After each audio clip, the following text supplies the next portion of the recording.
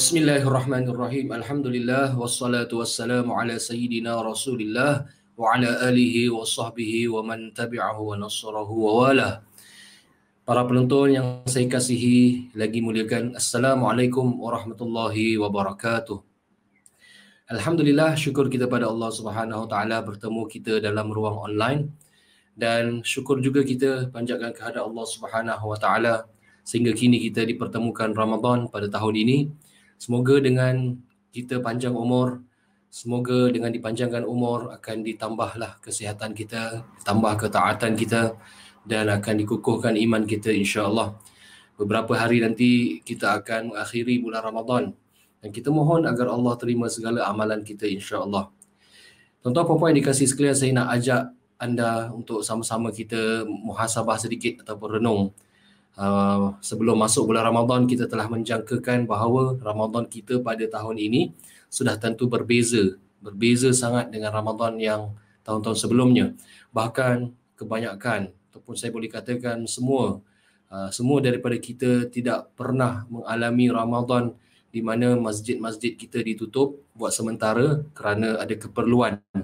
Dan ini menyebabkan lifestyle ataupun kehidupan ini sangat berbeza.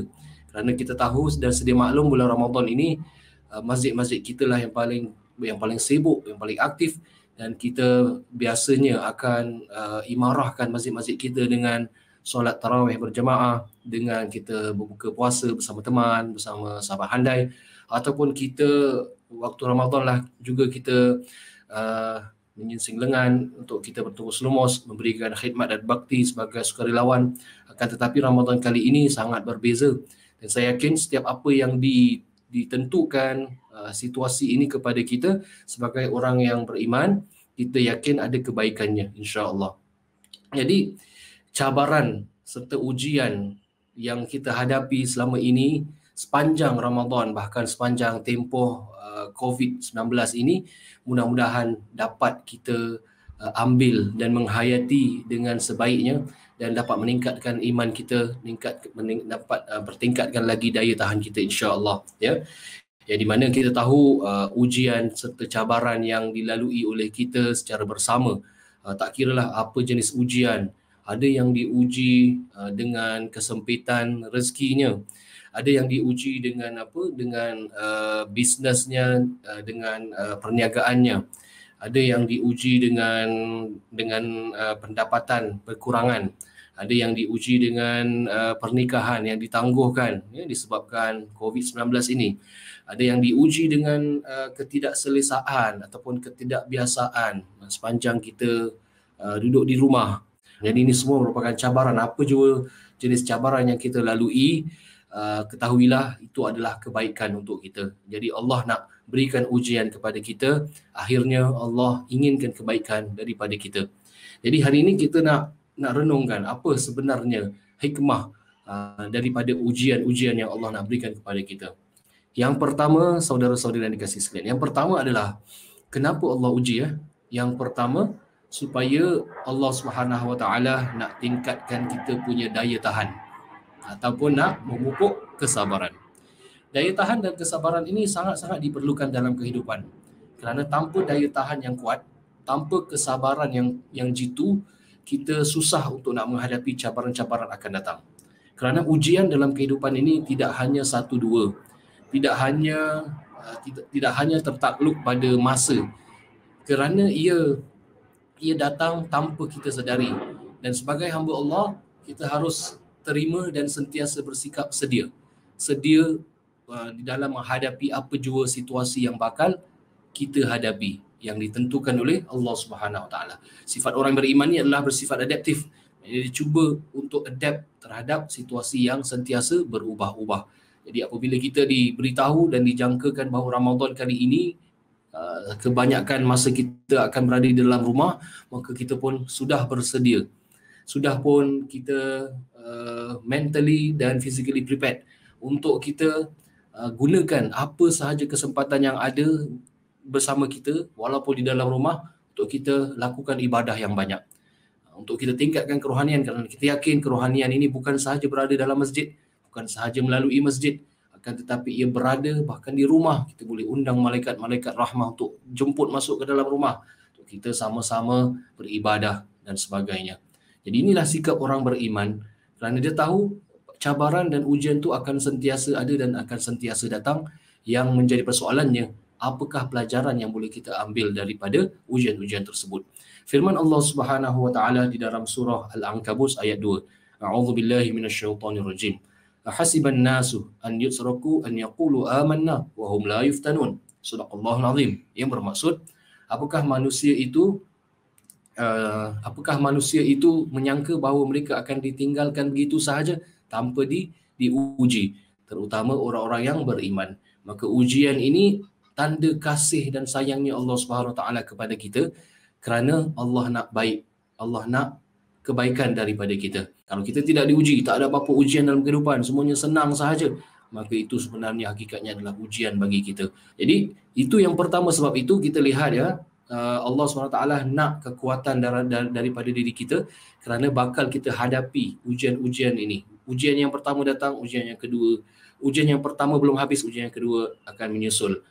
Yang kedua, yang pertama kadang-kadang belum settle, akan datang lagi ujian ketiga, keempat. Ujian kat tempat kerja belum habis, ujian kat rumah pula ada. Ujian anak belum habis, ujian kat kerja. Macam itulah ujian saudara mara dan sebagainya. Jadi hidup ini penuh dengan ujian. Jadi apa yang diperlukan? Diperlukan iman, diperlukan daya tahan, dan diperlukan kesabaran yang jitu. Kalau kita lihat juga sejarah Nabi-Nabi dan Rasul, para insan kekasih Allah Subhanahu Wa Taala, insan pilihan juga diuji oleh Allah Subhanahu Wa Taala. Para anbiya, contohnya Nabi Nuh alaihissalam, diuji dengan umatnya yang ungkal, yang degil, yang tidak mau beriman dengannya hampir beratus-ratus tahun. Kemudian Nabi Ibrahim alaihissalam, dipisahkan beliau dengan keluarganya dengan masa dan tempoh yang lama. Kemudian Nabi kita Nabi Muhammad sallallahu alaihi wasallam, bagaimana beliau juga diuji dengan kepelbagaian jenis lah. Jadi kita lihat, yang pertama, supaya Allah nak kita kuat, jadi orang yang kuat dan jadi orang yang sabar. Kenapa kita diuji? Yang kedua ini, kita diuji adalah untuk kita dapat ditingkatkan darjat kita di sisi Allah Subhanahu Wa Taala. Seperti mana dalam riwayat Hakim dan juga Ibn Hibban, Nabi SAW pernah bersabda yang lebih kurang maksudnya, bahawa sebenarnya Allah Subhanahu Wa Taala telah menyediakan bagi orang beriman ini satu tempat ataupun darjat yang istimewa. Cuma darjat yang istimewa itu tidak boleh diraih melainkan dengan kesabaran.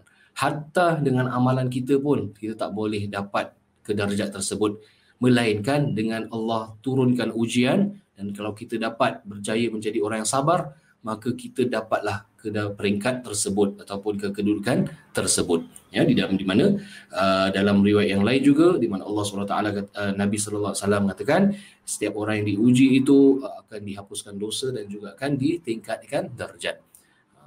Di dalam hadis Muslim, di mana Nabi SAW pernah bersabda, ajaban li amril mu'min, sangat hebat ataupun takjubnya orang-orang yang beriman ini, situasinya sentiasa dalam kebaikan. Kalau dia ditimpa musibah, ditimpa ujian, dia akan sabar, maka itu sebenarnya adalah kebaikan buatnya. Dan kalau dia dapat nikmat yang banyak, maka dia akan bersyukur, itu juga adalah kebaikan buatnya. Dan ini tak ada dalam golongan orang yang lain, melainkan golongan orang yang beriman sahaja. Jadi Nabi pun puji orang-orang yang beriman kerana ada sifat ni, sabar ketika dalam ujian. Yang kedua, bersyukur ketika ke dalam kesenangan. Bersyukur ini diterjemahkan bukan sahaja melalui kata alhamdulillah, tetapi melalui perbuatannya, ditambahkan lagi ketaatan, ditambahkan lagi ihsan, bantu saudara maranya yang susah, bersifat keprihatinan, kepedulian dan sebagainya. Jadi itulah yang kedua, iaitu untuk ditingkatkan darjat kita di sisi Allah Subhanahu Wa Taala. Yang ketiga, kenapa kita diuji? Yang ketiga ini ialah supaya itu menjadi sebab Allah Subhanahu Wa Taala nak hapuskan dosa-dosa kita yang lepas. Jadi kata Nabi SAW dalam sebuah riwayat, tidaklah Allah Subhanahu Wa Taala itu menimpakan ujian ke atas seorang hamba Muslim, sama ada kesakitan, sakit ataupun kemurungan, kesedihan, kesempitan, apa juga jenis sakit. Hatta kata Nabi, walaupun duri yang tersusuk dekat badannya, melainkan Allah Subhanahu Wa Taala nak berikan keampunan kepada hamba-Nya. Subhanallah. Jadi kita yakin mudah-mudahan kita digolongkan di kalangan orang-orang yang sabar. Dari sudut ganjaran memanglah kata Allah Subhanahu Wa Taala, innama yuwaffas sabiruna ajrahum bighairi hisab. Sesungguhnya Allah ni akan membalas, memberikan ganjaran kepada orang yang sabar ni tanpa hisab ni, tanpa ada scale, tanpa ada perhitungan. Berapa banyak Allah nak kasih depends on berapa tinggi dan berapa besar kesabaran kita. Jadi kita doakan juga. Sekarang pun sedang saya berbicara dengan anda sekalian, kita masih lagi sedang dalam ujian tempoh CB ataupun tempoh circuit breaker, dan masih lagi kita perang dengan musuh yang tak nampak, iaitu virus lah, COVID-19. Dan daripada virus COVID-19 ini, dia impactnya kepada ramai manusia lah, hatta kepada satu dunia, dan menyebabkan aktiviti kita juga terkandas, tergendala, dibataskan. Dan ujian dalam hari raya ni pun ada, tuan-tuan dan puan, di mana kita tidak dapat seperti biasa pada hari pertama kita tak dapat solat hari raya, tak dapat nak bertemu dengan ibu dan ayah. Kalau dapat bertemu pun mungkin dalam ruangan yang kecil, tak dapat jumpa adik-beradik, tak dapat berkumpul ramai-ramai seperti hari raya biasalah. So di mana kita dah prepare mental kita dah prepare rohani kita, bagaimana kita nak menyambut Ramadan di rumah dengan tanpa banyak social, maka begitulah kita harus prepare daripada sekarang bagaimana hari raya pula tahun ini. Kalau kita dah berjaya Ramadan, insya-Allah hari raya pun boleh. Ya, cuma sedih tu biasalah. Perasaan manusia kan, sedih. Kita tetap jalankan silaturahim bersama ahli keluarga melalui Zoom ke, video conferencing dan sebagainya. Jadi kita doa ini semua Allah nak lihat bagaimana usaha-usaha hamba-hambanya dalam menangani wabak yang Allah turunkan ini. Bukan sahaja perlukan perpaduan daripada masyarakat kita, bukan sahaja negara kita, bahkan satu dunia perlu berganding bahu. Subhanallah. Tak pernah Allah hantarkan macam ni.